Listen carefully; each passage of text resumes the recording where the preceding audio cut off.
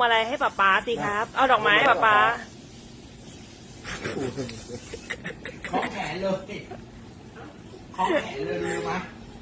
น้ำแข็งมันกินได้เลย กลัวพวงมาลัย ไปไหนอ่ะ เหม็น นี่ เขาเหม็นเขาเหม็น นี่ดูนี่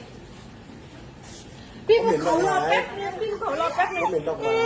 ได้เดี๋ยวถ่ายรูปก่อน เขาเหม็นเด็กเหม็นเด็กเหม็นไม่เอาเขาเหม็น ไม่เอา เอา ก็ ปล่ ไม่ อย ไม่เป็นไรไม่เอาปล่อยไปเราเซลฟี่กับป๊าดิ ไม่พี่ภูเขามานั่งตรงนี้เลยวางนี่เลยวางเลยพี่ภูเขารอแป๊บนึงผมไว้พ่อก่อนน้ำแข็งหรือเปล่า นี่เอาน้ำแข็งมาล่อแล้วณจุดนี้เนี่ยเอาน้ำแข็งมาครับ ใจ